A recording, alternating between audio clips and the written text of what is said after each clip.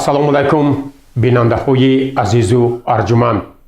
ҳоло ба таваҷҷӯҳи шумо нашри таҳлилӣ ва ҷанбастии ҳафта аз телевизиони симои шаҳри Панҷакейн манзур мегардад. ба ҳамагон маълум аст, ки давоми ҳафтаи сипаришуда дар кишварҳои ҷаҳон ҷумҳурии Тоҷикистон, вилояти Суғ ва шаҳру деҳоти Панҷакейн рӯйдоду воқеаҳои гуногуне ба амал омаданд, ки ҳоло хабарнигорони мо муҳимтарин рӯйдодҳои ҳафтаи сипаришударо барои шумо пешниҳод месозанд.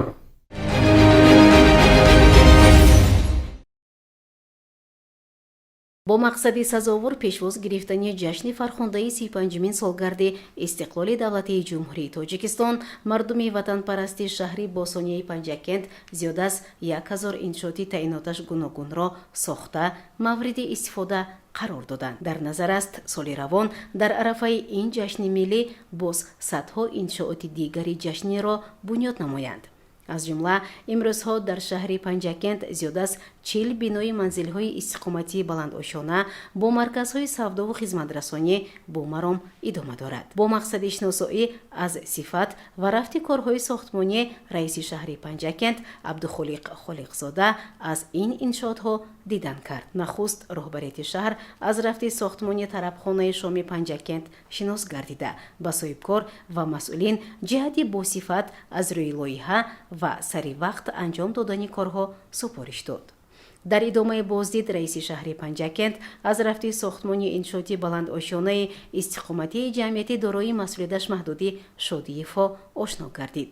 ба гуфти соҳибкор Ӯлмаз Шодиев, аз рӯи лоиҳа иншоот аз якчанд биноҳои занҷирбанд иборат буда дар ин мавзеъ ҷойи бозӣ барои кӯдакон, инчунин ҷойи истироҳату фароғат барои калонсолон, барои дӯстдорони варзиш майдончаи варзишӣ низ ва таваққуфгоҳ пешбинӣ шудааст. гирду атрофи бино бошад сабзу хӯрам ва кабудизор карда хоҳад шуд. айни замон дар ошёнаи нӯҳуми бино корҳои сохтмонӣ идома дошта, биносозон бо хӯроки гарм ва маоши саривақтӣ таъминанд. иншооти дигаре ки раиси шаҳри Панҷакент дидан намуд, бинои баландошонаи ҷамъияти дорои масъулияташ маҳдуди Орион Элит бино буд. ба гуфти соҳибкор Асадов, иншооти истиқоматии баландошона бисёр функсионалӣ буда, тибқи лоиҳа майдончаи бозӣ ва варзишӣ барои кӯдакон, таваққуфгоҳ барои нақлиёт, системаи гармидиҳӣ, системаи огоҳӣ ва назорати бехатарӣ мебошад. ҷиҳати вусъати корҳои ободониву бунёдкорӣ тибқи лоиҳа бо сифати баланд ва ба талаботи стандарт ҷавобгӯ будани корҳои сохтмонӣ соҳибкорону масъулон муваззаф шуданд.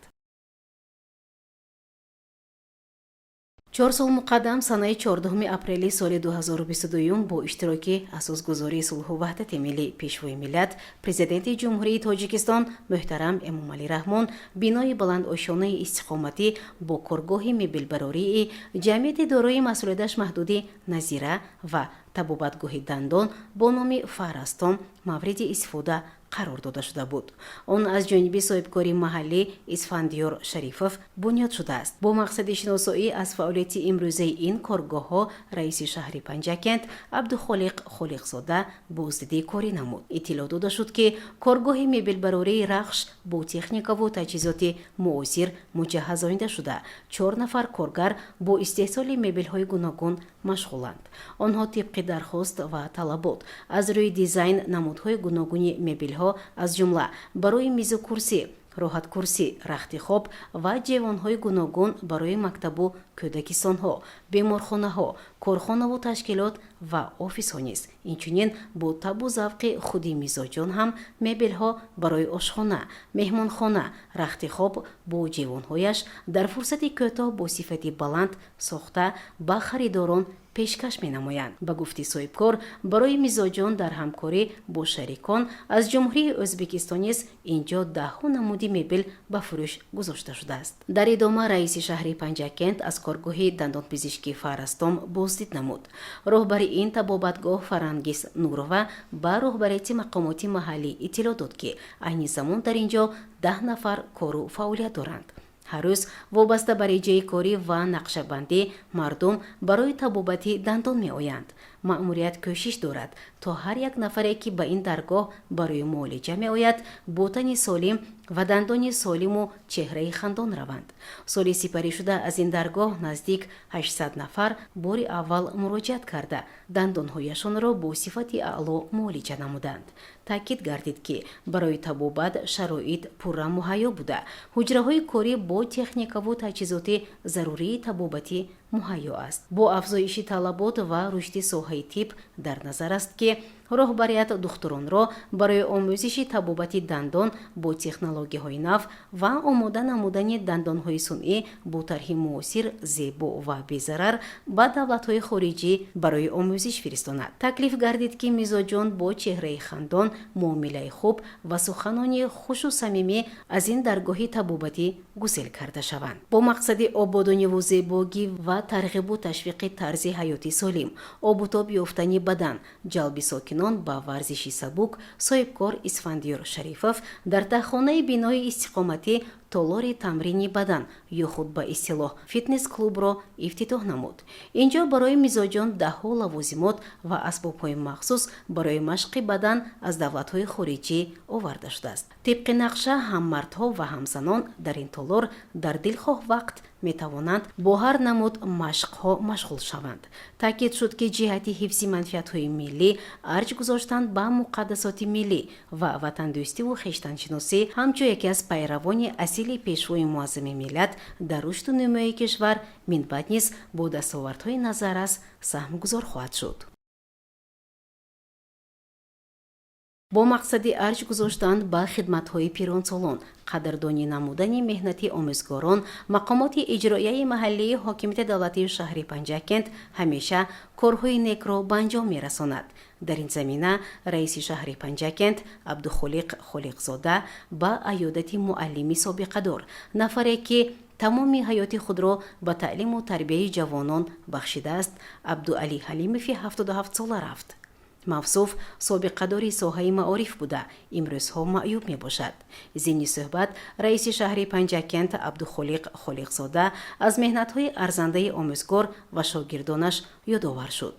омӯзгори собиқадор Ҳалимов Абдуалӣ аз таҷрибаи кории зиёда аз 40 солаи хеш ёдовар шуда қайд намуд ки касби омӯзгорӣ беҳтарин касб мебошад, зеро ӯ нисфи ҳаёти хешро сарфи ин касби пуршараф кардаасту аз ин роҳи интихоб кардаи худ ҳеҷ гоҳе пушаймон нашудааст. ҳамзамон шукргузорӣ аз даврони соҳибистиқлолии кишвар, ободониву осоиштагии мардуми диёр ва рушди соҳаҳо карда аз меҳнату талошҳои ҳамарӯзаи сарвари давлат муҳтарам Эмомалӣ Раҳмон баҳри ободиву амни кишвар ва пешрафти тоҷикистони азиз кард. ҳамчунин ба раиси шаҳри Панҷакент Абдухолиқ Холиқзода баҳри айёдату ғамхорӣ изҳори сипос намуд. роҳбарияти мақомоти маҳаллӣ ба муаллими рӯзгордида саломативу дарозумрӣ таманно намуда барояш аробачаи маъюбӣ ва кӯмаки моддиву молиявӣ дод.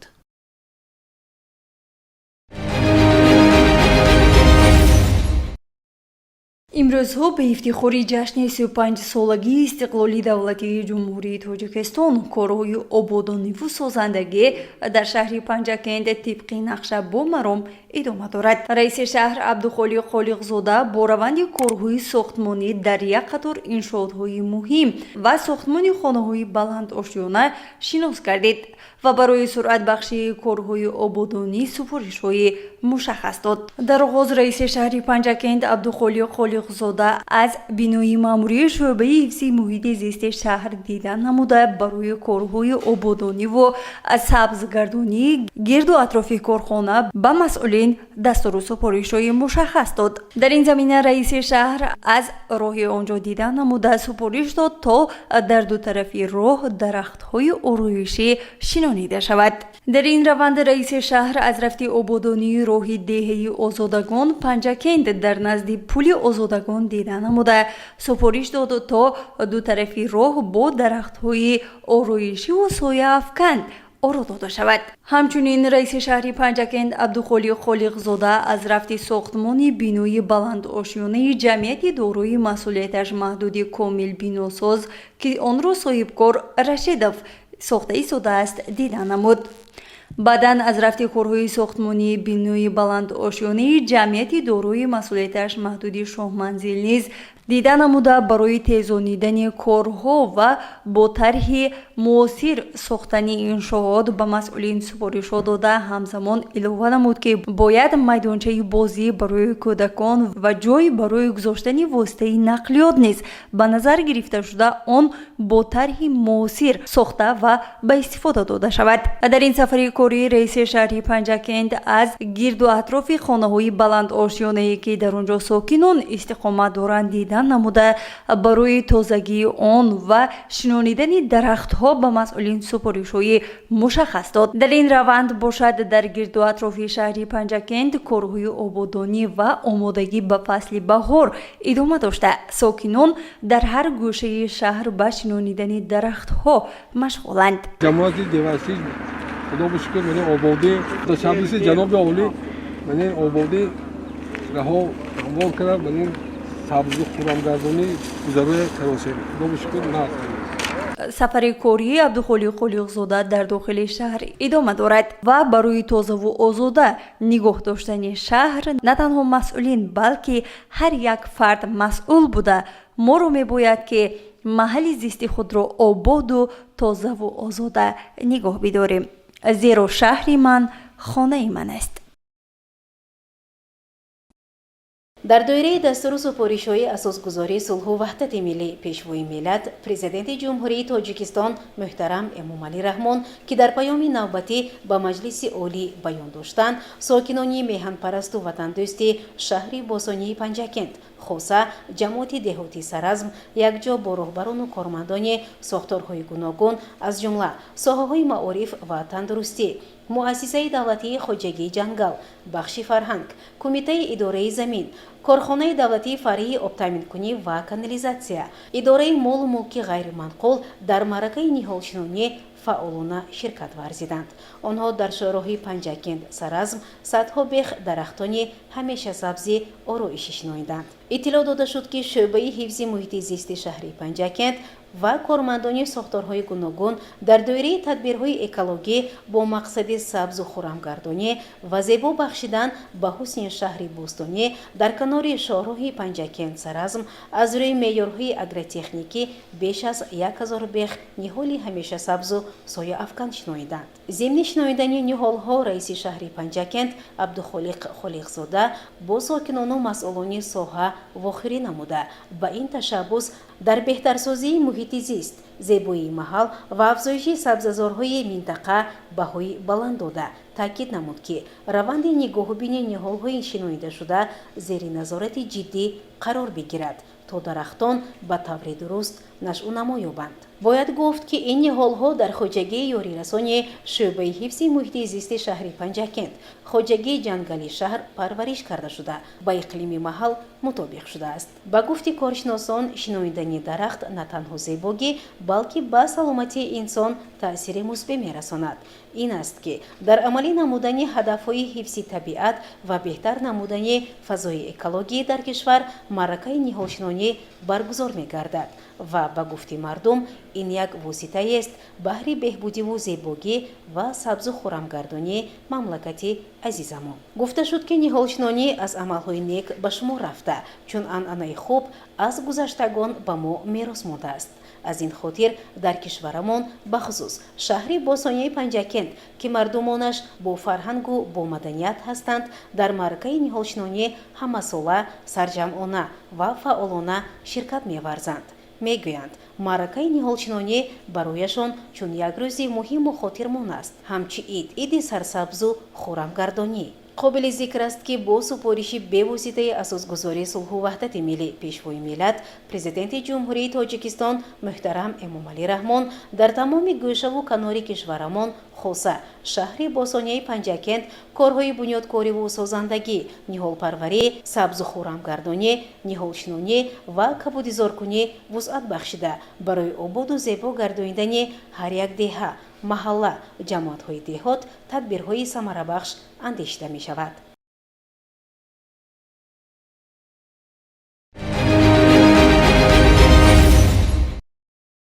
дар доираи омодагӣ ва таҷлили сазовор истиқбол гирифтани 35-мин солгарди истиқлоли давлатии ҷумҳурии тоҷикистон дар шаҳру деҳоти Панҷакент наздик 1000 иншооти таъйиноташ гуногун бунёд шуда мавриди истифода қарор гирифтанд. бар замми ин соли ҷорӣ бо иқдоми сокинони ташаббускори ин диёри мутамаддин боз даҳҳо иншооти гуногуни дигар сохта хоҳанд шуд. ҳамаи ин иншоот ба шаҳри Панҷакенти кӯҳандиёр боз ҳусни зебоие зам мекунаду мисли шаҳри афсонавӣ гаштааст. бо мақсади шиносоӣ аз рафти сифат ва корҳои сохтмонӣ раиси шаҳри Панҷакент Абдухолиқ Холиқзода ҳамроҳ бо ҳайати корӣ аз чанд иншоот махсусан аз бунёди манзилҳои истиқоматии баландошона дар ҳудуди шаҳр боздид кард.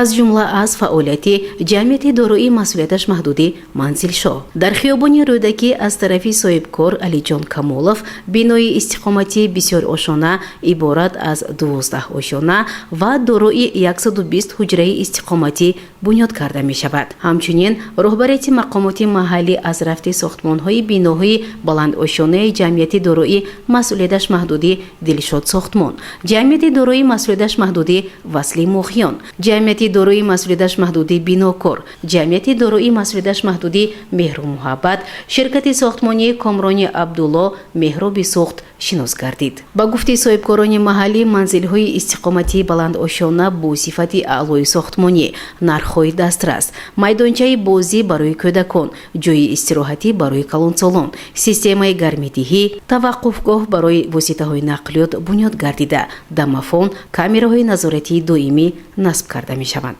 ҳамзамон хонаҳо аз рӯи дизайни замонавӣ бо фармоиши харидорон сохта мешавад. дар ҳар як иншоотҳо ташкили марказҳои савдову хизматрасонӣ ва нуқтаи тиҷоратӣ дар назар аст. вобаста ба тартиб даровардани ду канори роҳ, саҳну атрофи биноҳои маъмурӣ, нуқтаҳои савдою хӯрокии умумӣ, ташкили шанбегиву корҳои тозагӣ, зебову тоза ва озода намудани пеши айвони биноҳои баландошона дастуру супоришҳо дода шуд. ҳамзамон ба соҳибкорон ва сохтмончиён ҷиҳати дар муҳлати пешбинишуда ба анҷом расонидани сохтмони биноҳои баландошонаи бунёдшаванда аз рӯи лоиҳа тибқи қоидаҳои меъморӣ ва зебову ҷалбкунанда бунёд кардани биноҳо маслиҳатҳо дода шуд. ҳамзамон дар рафти боздид аз иншоотҳои ҷашнӣ дар хиёбону кӯчаҳои марказӣ раиси шаҳри Панҷакент аз ифлосиву партовҳо дар маркази шаҳр изҳори нигаронӣ кард. мутаассифона дар баробари корҳои ободонӣ бархе аз шаҳрвандон дар тозаю озода нигоҳ доштани шаҳр худро масъул намешуморанд. дар роҳҳо, қади ҷӯйбор, хиёбону гулгаштҳо, хулоса дар ҳар ҷое ки рост меояд зарфҳои пластикии обҳои ташнашикан, коғазпечҳои ширинӣ, пасмондаи дони офтобпараст ва монанди инҳоро партофтанд. чун шаҳри босонияи Панҷакент шаҳри қадимаву сайёҳӣ мебошаду сайёҳони зиёд меоянд, бояд мардуми шарафманди Панҷакент одобу маданияти баланди шаҳрнишинӣ ва тоҷиконаро нишон дода шаҳрро тозаву озода ва зебову сарсабз гардонем. дар доираи боздид аз иншоотҳои ҷашнӣ раиси шаҳри Панҷакент Абдухолиқ Холиқзода дар деҳаи Деваштич аз рафти бунёди бинои нави муассисаи таҳсилоти умумии асосии рақами 1 ки дар ҳамкорӣ бо шарикони рушд сохта мешавад боздид кард. маълум шуд ки имрӯзҳо корҳои бунёдкорӣ вусъат ёфта, устоҳо бо рангубор ва дигар корҳои ободонӣ машғуланд. ёдовар мешавем ки пудратчӣ ҷамъияти дорои масъулияташ маҳдуди Гулгун буда фармоишгар бунёди миллии иҷтимоии маблағгузории Тоҷикистон мебошад. бино дорои ду ошонаи таълимӣ иборат аз 10 синфхона ва як бинои иловагӣ иборат аз 3 синфхонаи замонавӣ мебошад. раиси шаҳри Панҷакент барои дар сатҳи хуб анҷом додани корҳои ободониву бунёдкорӣ масъулинро вазифагузорӣ кард.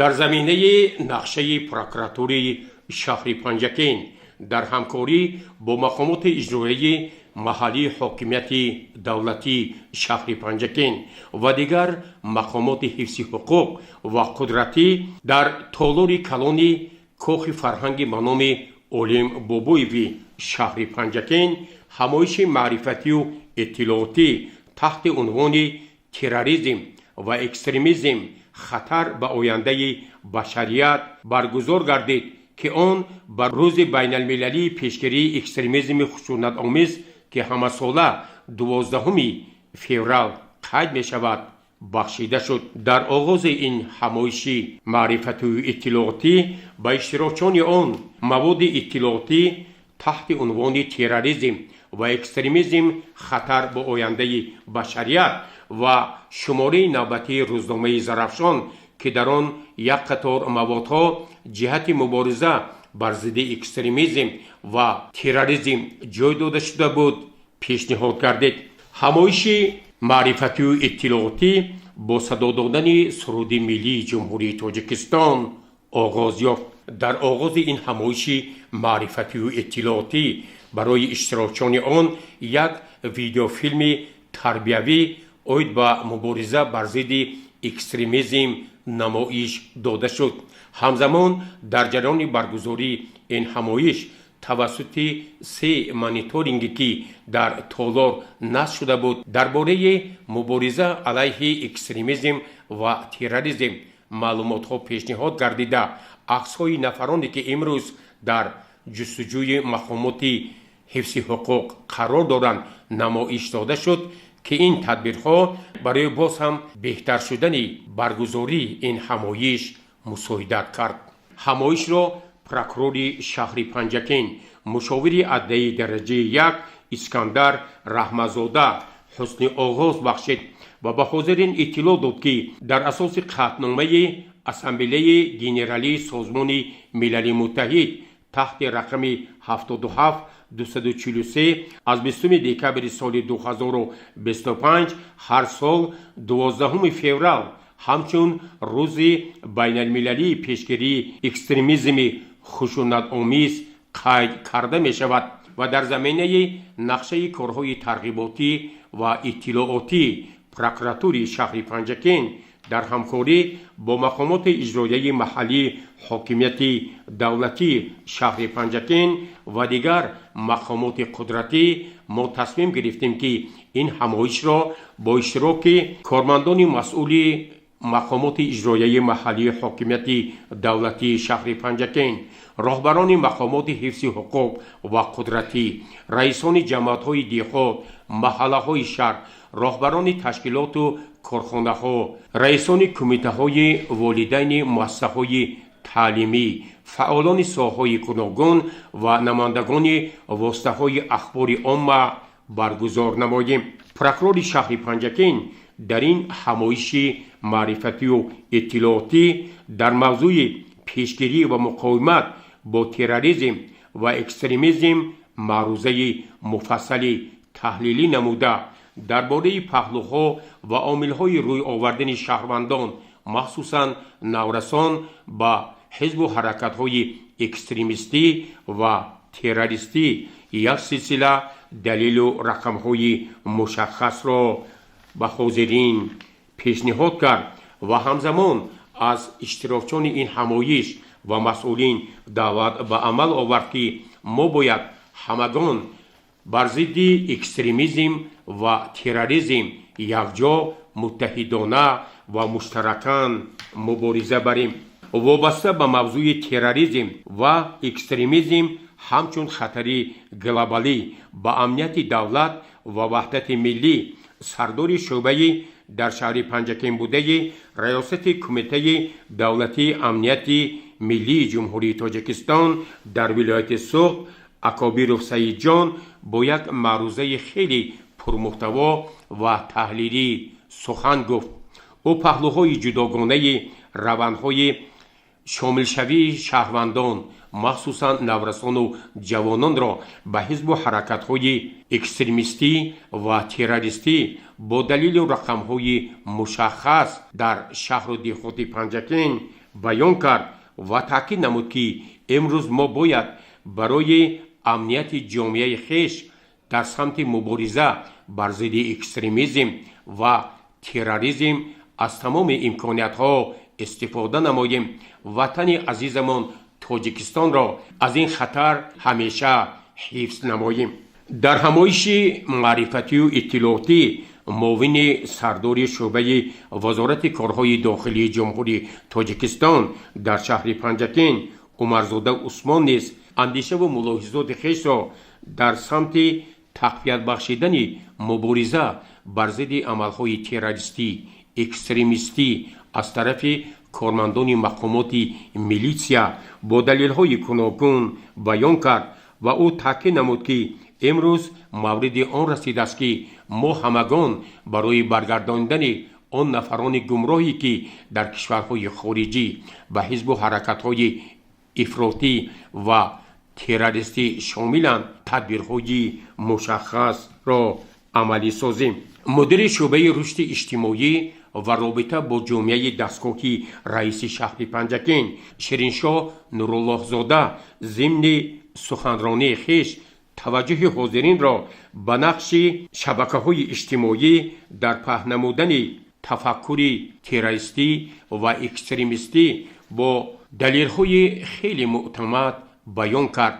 ӯ таъкид намуд ки имрӯз яке аз самтҳои асосии фаъолияти соҳаҳои идеологӣ дар ҳамбастагӣ бо мақомоти ҳифзи ҳуқуқ ва ҷомеаи шаҳрвандӣ боз ҳам баландбардоштани масъулияти ҳамагон дар самти муқовимат бо терроризм ва экстремизм мебошад. декани факултаи таърихи донишкадаи омӯзгории Тоҷикистон дар шаҳри Панҷакен Ҳоҷиев Комрон зимни суханронии хеш изҳор дошт ки мо бояд дар ин самт аз мақоми омӯзгор масъулияти волидон ва фаъолияти кумитаҳои падару модарон самаранок истифода барем, зеро ба ҳизбу ҳаракатҳои ифротгаро ва террористӣ шомил кардани ҷавонон ин пеш аз ҳама аз тарбияи ахлоқии онҳо ва ифтихори баланд доштани онҳо аз ватани азизи мо Тоҷикистон монеа мешавад ва ман умед мекунам ки дар ин самт мо ҳамагон саҳми арзандаи хешро мегузорем. роҳбари ташкилоти ҷамъиятии ҷавонони пешсаф Малика Додуева дар ҷараёни суханронии хеш бори дигар таъкид намуд ки яке аз самтҳои асосии фаъолияти аҳли ҷомеа пеш аз ҳама ба тарбияи наврасон равона шавад. агар мо дар муассисаҳои таълимӣ дар оила барои баландбардоштани маърифати ҳуқуқӣ ва тарбияи фарзандони хеш таваҷҷӯҳи бештар зоҳир кунем, онҳо ҳеҷ гоҳ гумроҳ намешаванд, ба ҳизбу ҳаракатҳои ифротгаро ва террористӣ шомил намегарданд. дар ин ҳамоиши маърифатию иттилоотӣ як нафар сокини шаҳри Панҷакен Рақибов Субҳонқул ки аз соли 2022 ба ин ҷониб бо шабакаҳои иҷтимоии террористӣ ва экстремистӣ як робита дошт, ба сухан баромад, аз кардаҳои хеш пушаймон шуд ва аз ҷавонону наврасон даъват ба амал овард ки ҳеҷ гоҳ фирифтаи тафаккури бегонагон нашаванд ва ватани азизи мо Тоҷикистонро дӯст доранд. дар ин ҳамоиши иттилоотию маърифатӣ муовини раиси шаҳри Панҷакен Мурод Шукрзода иттилоъ дод ки имрӯз аз тарафи мақомоти иҷроияи маҳаллии ҳокимияти давлатии шаҳри Панҷакен ҷиҳати баландбардоштани маърифати ҳуқуқии шаҳрвандон гурӯҳҳои таблиғотӣ пайваста дар самти пешгирии шомилшавии шаҳрвандон махсусан наврасону ҷавонон ба ҳизбу ҳаракатҳои ифротгаро ва террористӣ корҳои тарғиботиро вусъат мебахшанд ва ҳамзамон ӯ аз номи раиси шаҳр муҳтарам Абдухолиқ Холиқзода ба роҳбарияти прокуратураи шаҳри Панҷакен ва дигар мақомоти ҳифзи ҳуқуқ ва қудратӣ барои ташкилу баргузории чунин як ҳамоиши хеле муҳим арзи сипос кард. дар поёни ҳамоиши маърифатию иттилоотӣ прокурори шаҳри Панҷакен мушовири адлияи дараҷаи 1 Искандар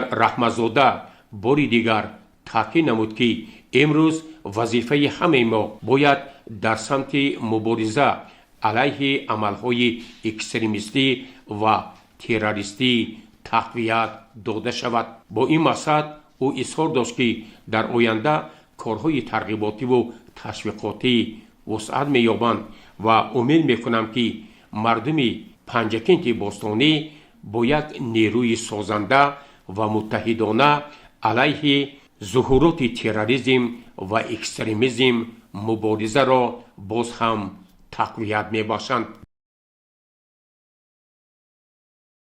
дар толори мақомоти иҷроияи маҳаллии ҳокимияти давлатии шаҳри панҷакент таҳти роҳбарии муовини раиси шаҳр Мурод Шукурзода ҷаласа баргузор гардид. дар он иттилоъ дода шуд ки директори муассисаи давлатии клуби футболии саразми шаҳри панҷакент Одил Бобоев аз вазифа озод гардида ба ин вазифа Искандаршоҳ Шодмонов таъин гардид. ҳамчунин ба вазифаи мураббии даста варзишгари собиқадор Ҷамшед Баҳронов пешбарӣ гардид. ёдовар мешавем ки Искандаршоҳ Шодмонов дар шӯъбаи кор бо ҷавонон ва варзиш, инчунин вазифаҳои хидматии давлатӣ ва соҳибкорӣ кору фаъолият кардааст. муовини раиси шаҳри панҷакент Мурод Шукурзода натиҷаҳои бозии дастаро дар лигаи аввали чемпионати Тоҷикистон дар соли 2025 таҳлилу баррасӣ намуда ба роҳбарияти нав дастур дод ки дар мавсими нави футбол дастаи футболи Саразм бояд ба натиҷаҳои беҳтар ноил гардида мухлисону дӯстдорон ва ҳаводорони тии футболро бо бозиҳои хубу хотирмон бо ғолибиятҳо шод намояд.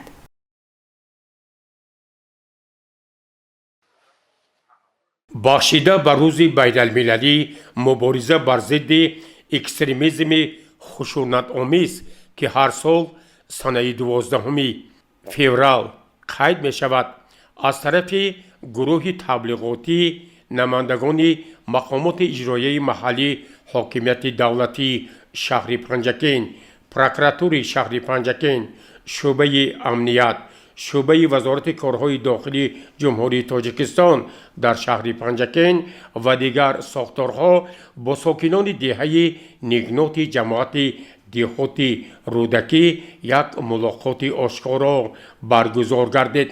дар оғози ин мулоқот муовини сардори шӯъбаи дар шаҳри Панҷакент будаи раёсати кумитаи давлатии амнияти миллии ҷумҳурии Тоҷикистон дар вилояти Суғд Амаков Маҳмад Шариф пиромони вазъи мураккаби ҷаҳони имрӯза, мубориза бар зидди экстремизм ва терроризм, пешгирии шомилшавии шаҳрвандон, махсусан ба ҷавонон ба ин ҳизбу ҳаракатҳое ки воқеан барои амнияти кишвари мо хеле хатарнок аст сухан гуфт. прокурори шаҳри Панҷакент, мушовири адлияи дараҷаи 1 Искандар Раҳматзода дар ҷараёни суханронии хеш бори дигар таъкид намуд ки имрӯз ҷаҳони муосир ба хатарҳои глобалӣ, экстремизм ва терроризм рӯбарӯ гардида ҳар сол бо ин мақсад 12 феврал ҳамчун рӯзи байналмилалӣ мубориза бар зидди экстремизми хушунатомез қайд карда мешавад. ҳадафи асосии мо кормандони мақомоти ҳифзи ҳуқуқ пеш аз ҳама ба мардуми диёр пешниҳод кардани маълумоти муфассал дар бораи хатарҳои нафароне ки ба ҳизбу ҳаракатҳои ифротгаро ва террористӣ шомил мебошанд равона шудааст. муовини раиси шаҳри Панҷакент Мурод Шукурзода ба иштирокчиёни ин мулоқот иттилоъ дод ки аз тарафи мақомоти иҷроияи маҳаллии ҳокимияти давлатии шаҳри Панҷакент дар ҳамкорию ҳамбастагӣ бо мақомоти ҳифзи ҳуқуқ дар самти мубориза алайҳи терроризм ва экстремизм корҳои тарғиботиву ташвиқотӣ мунтазам ҷараён мегирад. муовини сардори шӯъбаи вазорати корҳои дохилии ҷумҳурии Тоҷикистон дар шаҳри Панҷакент Умарзода Усмон таъкид кард ки имрӯз мо бояд ҳамагон муттаҳидона бар зидди амалҳои экстремистӣ ва террористӣ муборизаро тақвият бахшем, зеро ҳар як нафаре ки барои худ Тоҷикистонро як ватани муқаддас эълон кардааст ҳеҷ гоҳ ба ин амалҳо розӣ нашавад. бо ҳар роҳу восита мо бояд мардумро барои сулҳу амнияти кишвар даъват намоем ва ҷавононро нагузорем ки ба صف حزب و حرکت‌های افراطگرا و تروریستی شامل شوند. سردار شعبه در شهر پنجکن بوده کمیته دولتی امنیت ملی جمهوری تاجیکستان در ولایت سوق اکابیروف سعید جان ضمن سخنرانی خویش بار دیگر اظهار داشت که امروز ما همگان باید در مقابل خطرهای اکستریمیستی و تروریستی متحدانه و متشکلانه مبارزه را روز تا روز گسترش بخشیم، زیرا طور بارها پیشوای معظم ملت پرزیدنت جمهوری تاجیکستان محترم امام علی رحمان اظهار داشتند جهان معاصر یک جهان خیلی خطر افزا می باشد و ظهورات نامطلوب اکستریمیستی و تروریستی برای اکثر دولت‌های جهان حتی دولت‌های ابرقدرت نیز خطر ایجاد کرده است و امروز باید ساکنان جمهوری تاجیکستان ولایت سوق و شهر و دیهات پنجکن با هر راه و اصول برای مبارزه بر ضد عملهای تروریستی و اکستریمیستی سهم خویش را گذارند. در جریان این سخنرانی ها با ساکنان دهه نگنات جماعت دیهاتی رودکی اطلاع داده شد که ساکن این دهه محمد تقایف چندین سال است که توسط شبکه‌های اجتماعی علیه ساخت کنستیتوسیونی جمهوری تاجیکستان راهبران کشور ما معلومات‌های بردروغ را پهن نموده نسبت به دستاوردهای تاجیکستان عزیز تهمت و بهتان‌های زیادی را پهن می‌کند که این عمل او باید از طرف اهل جامعه محکوم گردد. در این ملاقات زیایان دهه نگنات با سخن برآمده بار دیگر اظهار داشتند که آنها رفتار همدیهه خویش محمد تقایف را یکدلانه محکوم می‌سازند و هیچگاه با خبرهای بردروغ او فریفته نمی‌شوند و ساکنان دهه نگنات و در مجموع جماعت دیهات رودکی دعوت کردند که با گفته‌های چنین اشخاص به مانند محمد تقایف و آن نفرانی که در شبکه‌های اجتماعی علیه کشور عزیز ما تهمت و بهتان و خبرهای بردروغ را پهن می‌کنند هیچگاه باور نکنند. در خاتمه این ملاقات پروکورور شهر پنجکن مشاور عدلیه درجه 1 اسکندر رحمتزاده بار دیگر تاکید نمود که واقعاً ساکنان دهه نگنات از این ملاقات از این سخنرانی ها بار دیگر احساس میکنند که ظهورات اکستریمیسم و تروریسم به جامعه ما خیلی خطرناک است و در سمت مبارزه علیه اکستریمیسم و تروریسم آنها یکدلانه و متشکلانه مبارزه میبرند. در مقامات اجرایی محلی حاکمیت دولتی شهر پنجکن تحت راهبری معاون یکم رئیس شهر پنجکن صابرزاده صبورجان و معاون رئیس شهر پنجکن ارکین خوشبختزاده مشورت وسیع کاری با اشتراک رئیسان جماعت‌های دیهات، محله‌های شهر، راهبران واحدهای ساختاری و شخصان مسئول برگزار گردید. معاون رئیس شهر پنجکن صابرزاده صبورجان با توجه رئیسان جماعت‌های دیهات، محله‌های شهر، کارمندان مسئول کمیسریت حربی شهر پنجکن و دیگر مسئولین دستور داد که ما باید در معرکه بهاری دعوت به صف قوه‌های مسلح جمهوری تاجیکستان از همین روز آمادگی را وسعت بخشیم. همزمان در این مشورت کاری رئیسان جماعت‌های دیهات، محله‌های شهر و هیئت دعوت در سال 2026 وظیفه‌دار شدند که کارهای ترغیباتی و تشویقاتی را در محل‌ها وسعت بخشند.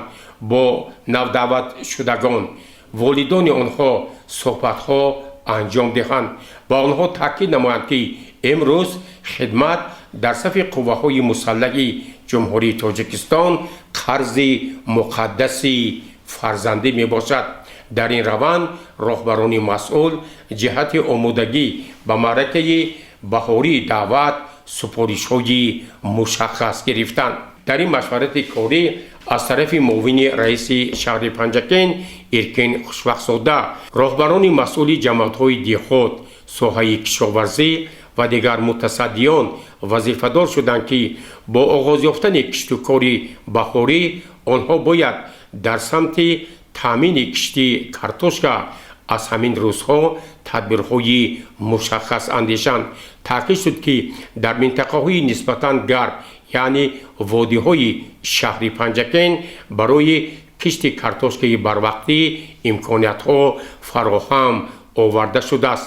тибқи маълумоте, ки аз тарафи раёсати кишоварзӣ ба ҳозирин пешниҳод гардид, соли равон дар қаламрави шаҳру деҳоти Панҷакен бояд дар майдони 2500 гектар картошка кишт карда шавад, ки ин тадбир барои таъмини бозори истеъмолӣ бо ин маҳсулоти серхаридор ва ҳамзамон таъмини амнияти озуқавории мамлакат хеле муҳим мебошад. бо мақсади иҷрои нақшаи чорабиниҳои шӯрои вилоятӣ ва шаҳрии ҳаракати ваҳдати миллӣ ва иҳёи Тоҷикистон бахшида ба рӯзи артиши миллии ҷумҳурии Тоҷикистон силсилаи мулоқоту суҳбатҳо, тадбирҳои маърифатию тарғиботӣ бо маром идома доранд. дар ин раванд бо иштироки аъзо ва фаъолони шӯрои ҳаракати ваҳдати миллӣ ва иҳёи Тоҷикистон дар шаҳри Панҷакен дар қисмҳои низомӣ ва сарҳадӣ таҳти унвони ҳимоятгарони ватаним вохӯриҳои идона доир гардид. гурӯҳи таблиғотӣ дар ҳайати муовини раиси шаҳр Мурод Шукурзода, мудири шӯъбаи кор бо занон ва оила Ҳамзира Замонӣ, раиси кумитаи иҷроияи Ҳизби Халқии Демократии Тоҷикистон дар шаҳри Панҷакен Мастона Муродӣ, намояндагони бахши кор бо ҷавонон ва варзиш, бонувони фаъол нахуст дар қисми ҳарбӣ 05-170 вазорати мудофиаи ҷумҳурии Тоҷикистон бо ҳайати афсарону сарбозон дидору мулоқот намуда ба онҳо маводи хӯрока, нону шириниҳо тақдим карданд. аъзои гурӯҳи таблиғотӣ зимни суханронӣ ғамхориҳои рӯзафзуни пешвои миллат, президенти ҷумҳурии Тоҷикистон, раиси ҳаракати ваҳдати миллӣ ва иҳёи Тоҷикистон муҳтарам Имомалӣ Раҳмон, роҳбарияти мақомоти иҷроияи ҳокимияти давлатии вилояти Суғд ва шаҳри Панҷакенро барои беҳтар намудани шароитҳои моддию техникӣ дар қисмҳои низомӣ, таҳкими иқтидори мудофиавии ватан таъкид намуда, афсарону сарбозонро бо 33-мин солгарди таъсисёбии қувваҳои мусаллаҳи ҷумҳурии Тоҷикистон табрик карданд. чунин мулоқоти хотирмон бо тақдими нону шириниҳои омодакардаи модарони меҳрубон дар қисми сарҳадӣ 0203 баргузор шуд. муовини раиси шаҳри Панҷакен Мурод Шукурзода роҷеъ ба ҳифзи марзу буми ватан, баландбардоштани ҳиссу ифтихор аз Тоҷикистони соҳиб истиқлол, омодагӣ ба таҷлили бошукӯҳи 35-мин солгарди истиқлоли давлатии ҷумҳурии Тоҷикистон сухан гуфта, ҳамаи марзбононро ба ифтихори рӯзи артиши миллии ҷумҳурии Тоҷикистон табрику таҳният намуд. қумандони қисми сарҳадӣ Парвиз Зафархон барои ташкили ин мулоқоти судманди идона ба роҳбарияти мақомоти иҷроияи маҳаллии ҳокимияти давлатии шаҳри Панҷакен, вилояти Суғд, шӯроҳои вилоятӣ ва шаҳрии ҳаракати ваҳдати миллӣ ва иҳёи Тоҷикистон арзи сипос кард ва ҳамзамон изҳор дошт, ки марзбонон рисолати хишро ҳамчун муҳофизони ватан содиқона иҷро менамоянд.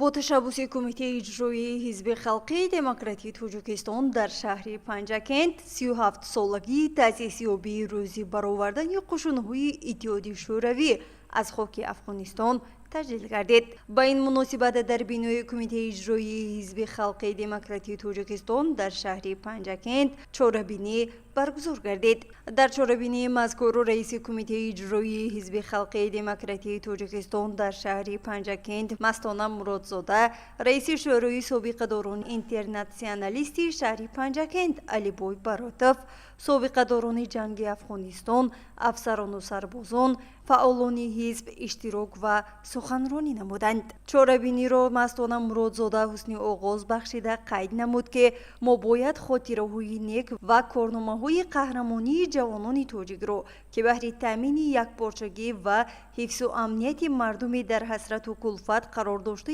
افغانستان قرض اینترناسیونالی خود را ادا نمودند، جانیساری نمودند، یاردار و معیوب گشتند، از یاد نبراریم. این قهرمانی ها ابدی بوده، بهر حیات آروم و آسوده دیگران همیشه جاویدان خواهد ماند.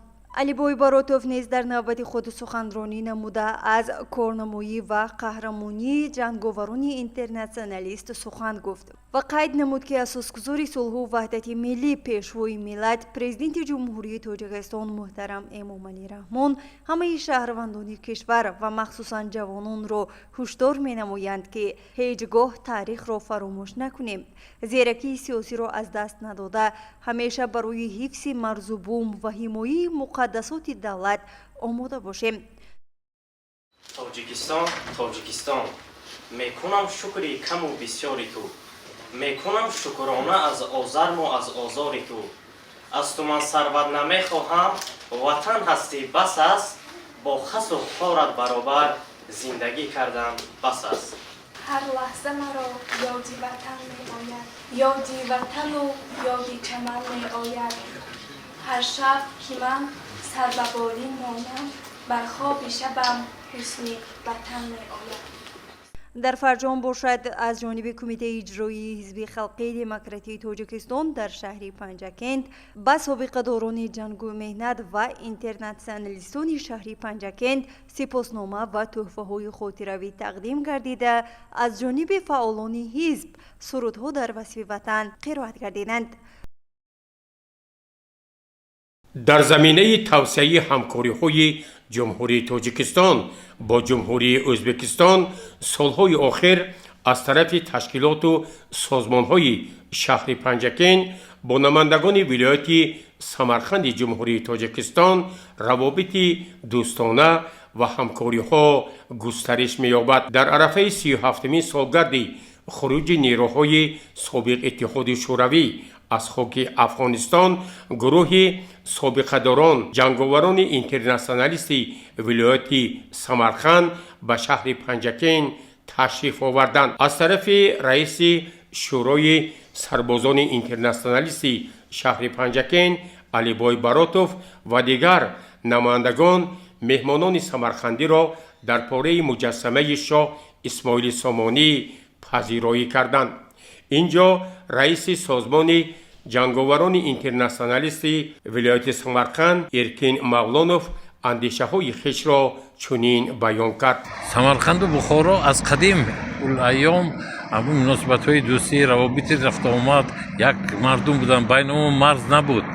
من بعد از شدن مرز ما باز پیوند شدیم، روزهای نیک برسیدیم، من آبادانی دیده شدیم. من 50 سال باز پنجکند میدونم بسیار از کردی آمده اینجا شهر پنجکند باستانی همین خیلی قیافش میدونم، لیکن وقتای آخر در روزهای استقلالیت بسیار شهر روز به روز زیبا شده. حاضر ما شهرکی سرزم دیدیم، در اونجا هم بسیار آبادانی ها تاریخ کهنه حاضر همین خیلی برقرار کردن که تمام دنیا اینا دیده همین خیلی تاریخ کده شناس شده ایستاده است. گروه نمایندگان شهر باستانی سمرقند از طرف معاون رئیس شهر مراد شکرزاده به حضور پذیرفته شد.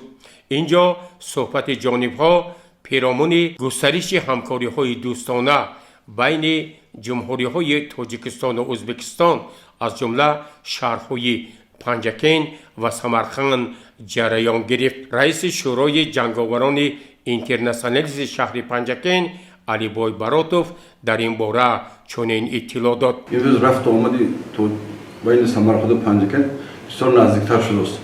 گروه جنگاوران جنگ افغانستانی که در سالهای نوآرامی در افغانستان خدمت کردند امروز به دیدار شهر پنجگین با قریب با جنگاوران شهر پنجگین در پنجگین ما حضور آوردند. در این ملاقات با معاون رئیس شهر پنجگین مراد شکرزاده و علی بای براتوف از طرف مهمانان تحفه‌های خاطره‌ای و افتخارنامه‌ها تقدیم گردیده آنها تاکید کردند که من بعد نیز چنین همکاری‌ها گسترش داده خواهد شد. از طرف شورای شهری جنگاوران اینترنشنالیست بخشیده با این سنه‌های فرخنده 37مین سالگرد خروج نیروهای سابق اتحاد شوروی از خاک افغانستان و 33مین سالگرد تأسیس‌یابی ارتش ملی جمهوری تاجیکستان سبقت نقلیاتی با کمک شرکت رخش‌تقسی در خیابان مرکزی شهر پنجگین برگزار گردیده سربازان بین الملل با پرافشان نمودن پرچم‌های دولتی جمهوری تاجیکستان صدا دادن سرودهای حربی وطن دوستی از نزد مجسمه شاه اسماعیل سامانی تا میدان دیوشتیچ و پس آن تا موضع قواله با این نقلیات حرکت کرده بار دیگر مردم را به دوست داشتن وطن هدایت کردند. همزمان گروهی از سربازان بین الملل در برنامه تلویزیونی خدمت به وطن شرف است شرکت ورزیده اندیشه و ملاحظات خویش را برای با صف قوه‌های مسلح جمهوری تاجیکستان دعوت نمودن جوانان ارزیابی کردند.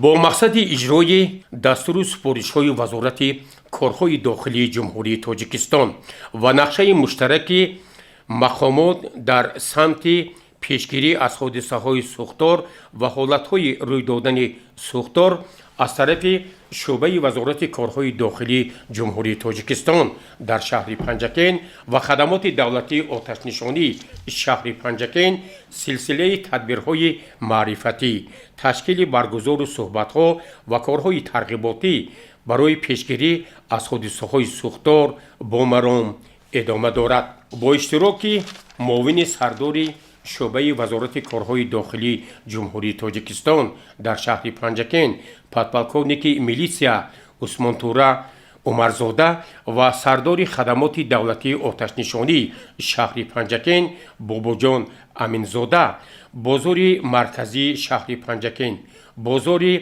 مصالح ساختمانی بازار هما و همزمان در بازار نوی که در سابق بنای کارخانه کنسروبراری شربت بنیاد می شود ملاقات صحبت های پرمحتوا برگزار گردید.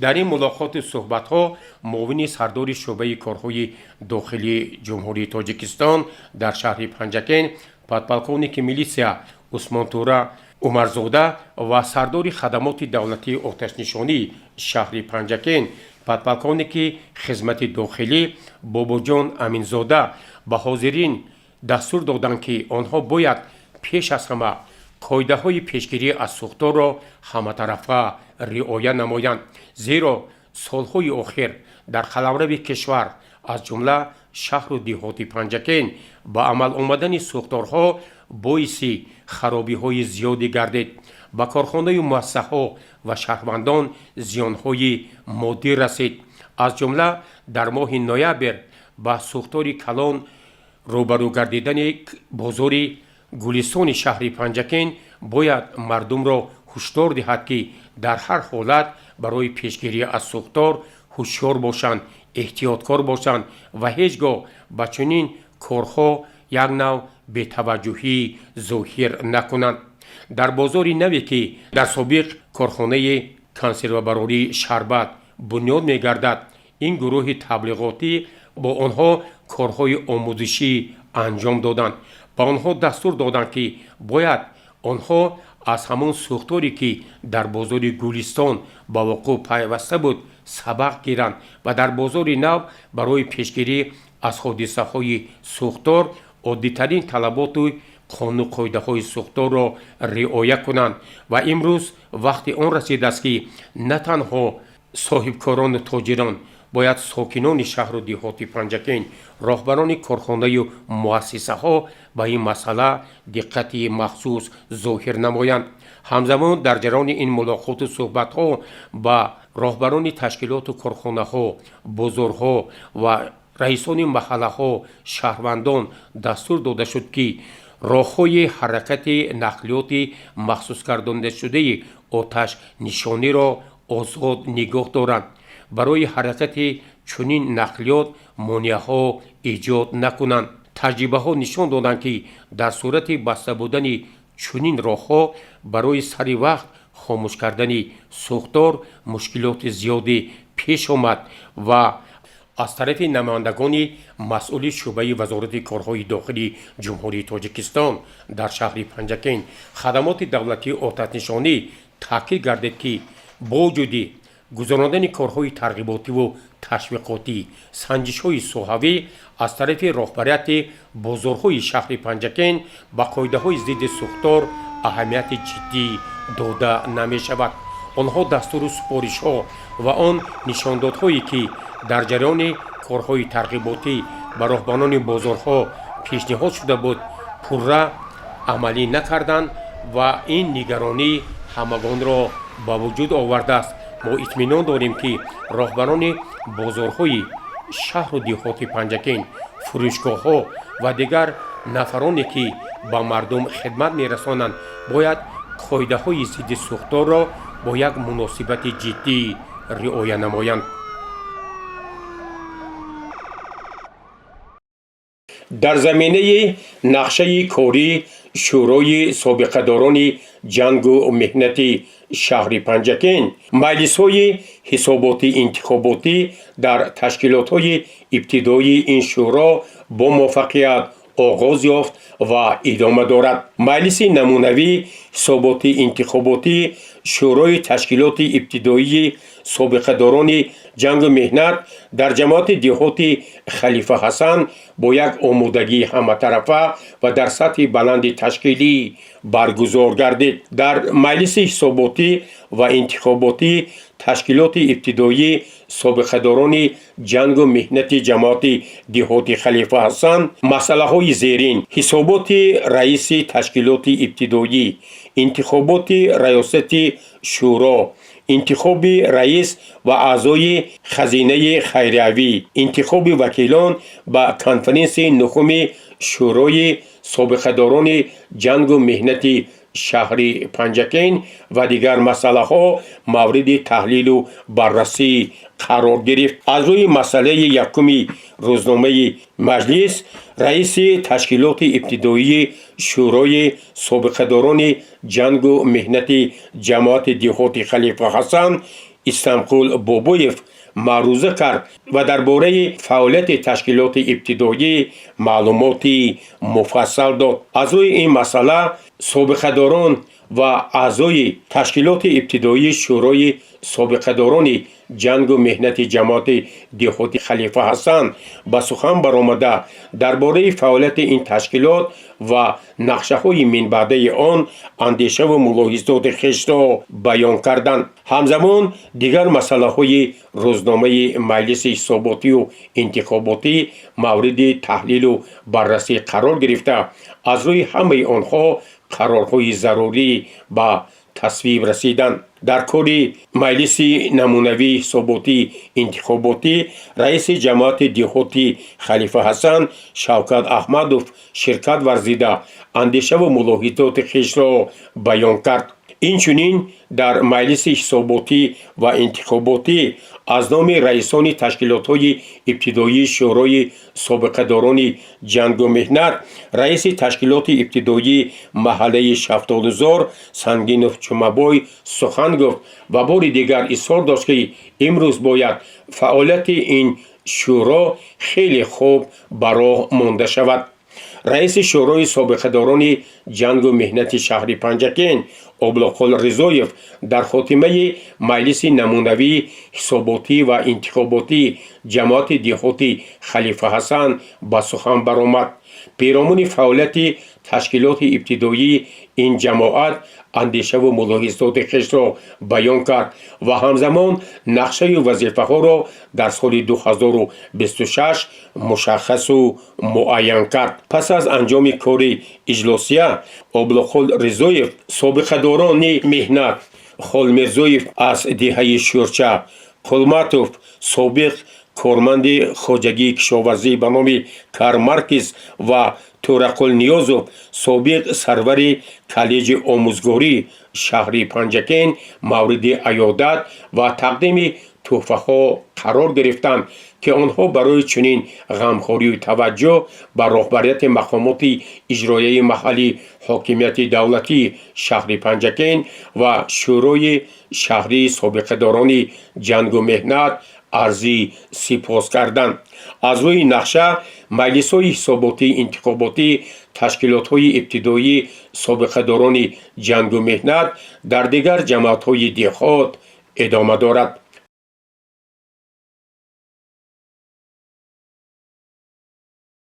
дар маркази ташхиси минтақавӣ агентии тоҷикстандарти шаҳри Панҷакен бо мақсади омӯзиш, тарғибу ташвиқ ва иҷрои паёми пешвои миллат президенти ҷумҳурии Тоҷикистон муҳтарам Имомалӣ Раҳмон ҷаласа доир гардид. сардори марказ Ҳабибзода Умедҷон дар оғози ҷаласа пиромони паёми навбатии президенти ҷумҳурии Тоҷикистон муҳтарам Имомалӣ Раҳмон ки санаи 16 декабри соли 2025 ба Маҷлиси олии кишвар ироа карданд, маълумоти муфассал дод ва онро барномаи рушди иқтисодию иҷтимоии Тоҷикистон дар соли фархундаи 35-мин солгарди истиқлоли давлатии кишвари азизи мо арзёбӣ намуд. муовини раиси шӯрои ҳаракати ваҳдати миллӣ ва иҳёи Тоҷикистон дар шаҳри Панҷакен Аббос Ҳамросода изҳор дошт ки паёми пешвои миллат асосгузори сулҳу ваҳдати миллӣ ба маънои том санади муҳими равшангари самтҳои тараққиёти кишвари хуршедиямон дар ин соли фархунда ва дурнамои нақшаҳои созанда мебошад. дар ҷаласа таъкид шуд ки барои вусъати корҳои тарғиботӣ ташкили мулоқоту суҳбатҳо ҷиҳати тавзеҳи нишондодҳои паёми пешвои миллат, нақшаи тадбирҳои маърифатӣ таҳия ва тасдиқ гардида дар ин раванд ба сардорони шӯъбаю бахшҳои марказ дастурҳои мушаххас дода шуд. сардори маркази ташхиси минтақавӣ агентии Тоҷикстандарт дар шаҳри Панҷакен Ҳабибзода Умедҷон бори дигар изҳор дошт ки мо меъёршиносони минтақаи Зарафшон дар ин соли фархундаи 35-мин солгарди истиқлоли давлатии ҷумҳурии Тоҷикистон фаъолияти хешро асосан дар заминаи нишондодҳои паёми асосгузори сулҳу ваҳдати миллӣ пешвои миллат президенти ҷумҳурии Тоҷикистон муҳтарам Имомалӣ Раҳмон роҳандозӣ намоем.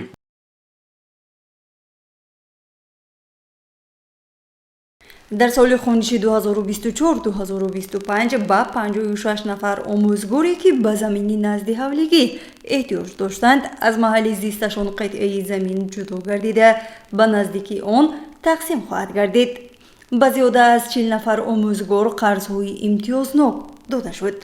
ин иттилоъро мудири маорифи шаҳр Қосимов Мақсатилло зимни нишасти матбуотии соҳаи маориф ба рӯзноманигорон расонида афзуд ки дар шаҳри Панҷакент 141 муассисаи таълимӣ аз ҷумла 125 муассисаи таҳсилоти миёнаи умумӣ, 1 мактаби хусусӣ, 2 литсей, 1 гимназия ва 12 муассисаи таҳсилоти умумии асосӣ фаъолият доранд ки дар онҳо зиёда аз 74824 ҳазор хонандагон ба таҳсил фаро гирифта шуданд.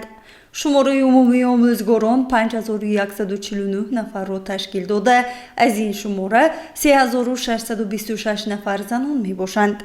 аз шумораи умумии омӯзгорон бо маълумоти олӣ 4085 нафар, олии нопурра 145 нафар, маълумоти миёнаи махсус 941 нафар дар муассисаҳои таълимӣ фаъолият доранд. дар соли хониши 2024-2025 3362 нафар синфи 11-ро хатм намуда, боиси шодмонист ки аз ин шумора 3301 нафар ба маркази миллии тестии ҳуҷҷат супорида, 3290 нафар унвони донишҷӯиро сазовор гардиданд. ин омор нисбат ба соли гузашта хеле зиёд аст. дар нишаст мудири маориф аз бурду бохти соҳа сухан намуда, ба саолҳои рӯзноманигорон посухҳои мушаххас дод. вобаста ба норасоии китоби дарсӣ дар муассисаҳо ӯ гуфт ки аз сабаби зиёд шудани хонандагон воқеан чунин камбудӣ ҷой дошт ва мо онро бартараф намудем. ҳоло китобҳо дастрас аст ва норасоии китоб пурра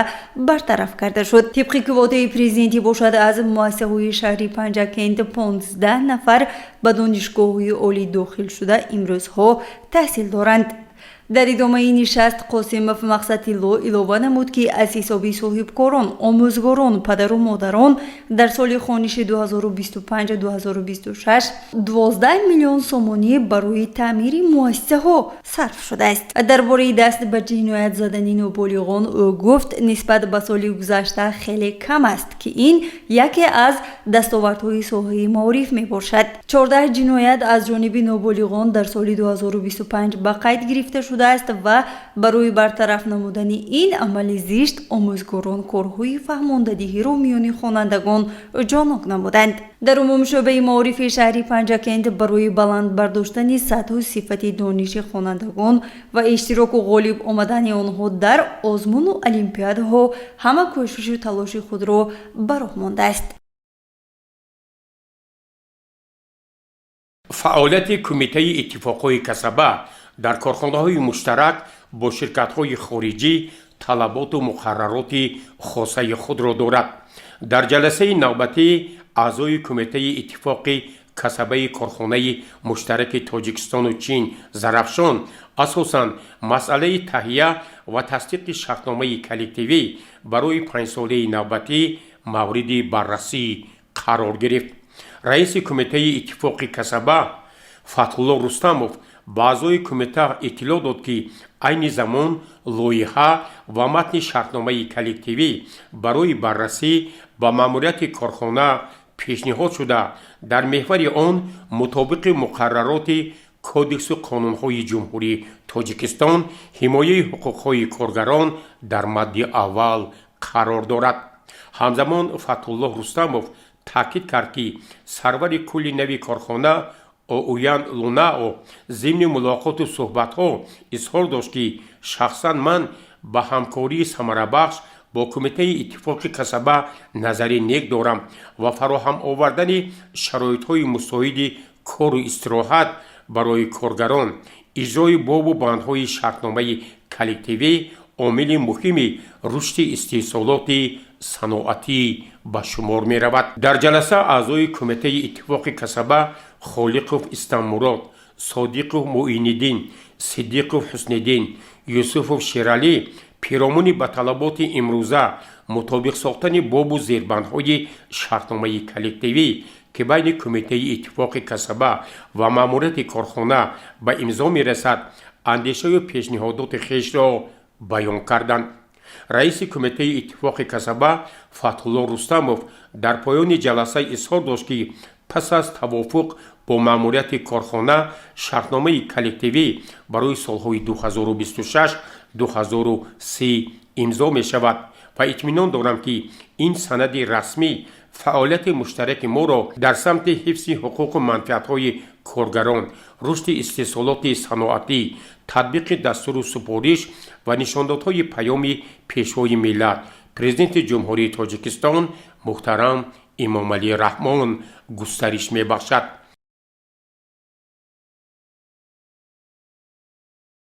дар китобхонаи марказии шаҳр ба номи убайд раҷаб ҷаласаи шӯрои бахши фарҳанги мақомоти иҷрои маҳаллии ҳокимияти давлатии шаҳр ва маҷлиси умумии кормандони муассисаҳои фарҳангӣ баргузор гардид.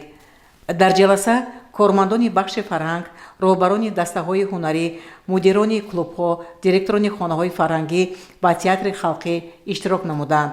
дар шӯро масъалаҳои раванди ҳуҷҷатгузорӣ ва вазъи татбиқи қонунҳо, барномаҳо ва стратегияи давлатӣ дар муассисаҳои фарҳангӣ, ҳисоботи мухтасари роҳбарони муассисаҳои фарҳангӣ дар бораи фаъолияташон дар соли 2025 ва тасдиқи нақшаҳо дар соли 2026 муассисаҳои фарҳангӣ, театри халқӣ, хонаҳои фарҳангӣ, клубҳо, вазифагузорӣ дар соли 2026 тибқи қарори ҳайати мушовараи раёсати фарҳанги вилояти Суғд баррасӣ гарда қарорҳои дахдор қабул гардиданд. аз рӯи масъалаи якуми рӯзнома мудири кабинети методӣ ва дастурдиҳии бахши фарҳанг Умарҷон Саидов ҳисобот дод. ҳамзамон ҳисоботи роҳбарони муассисаҳои фарҳангӣ оид ба фаъолияташон дар соли 2025 шунида шуд. сипас мудири бахши фарҳанги мақомоти иҷрои маҳаллии ҳокимияти давлатии шаҳри Панҷакент Хусрав Амонқулов дар назди масъулин вазифагузорӣ намуда афзуд ки роҳбарони муассисаҳои фарҳангӣ бахшида ба ҷашни 35-солагии истиқлоли давлатӣ ва соли 2026 соли вусъат додани корҳои ободониву созандагӣ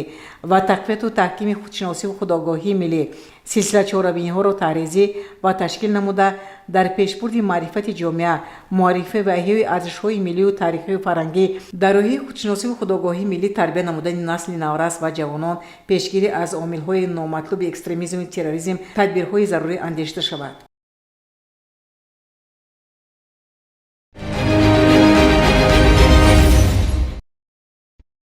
воқеан ҳафтае ки сифарӣ гардид дар хотироти мо бо рӯйдоди воқеаҳои гуногунаш сабт хоҳад шуд. инак ҳафтаи нав оғоз меёбад. мо ба ҳамаи шумо бинандагони азизу арҷуманд дар ҳафтаи нав пеш аз ҳама тани сиҳат, хонаи обод, бахту саодат ва муваффақиятҳо дар ҳамаи ҷоддаҳои зиндагӣ орзу мекунем ва ман умед мекунам ки мардуми Панҷакенти Бостон дар роҳи татбиқи сиёсати созандаи асосгузори сулҳу ваҳдати миллӣ, пешвои миллат, президенти ҷумҳурии Тоҷикистон муҳтарам Эмомалӣ Раҳмон саҳми арзандаи хешро мегузоранд ва мо ҳамагон ҷашни фархундаи 35-мин солгарди истиқлоли давлатии ҷумҳурии Тоҷикистонро сазовор истиқбол мегирем. саломату сарбаланд бошед.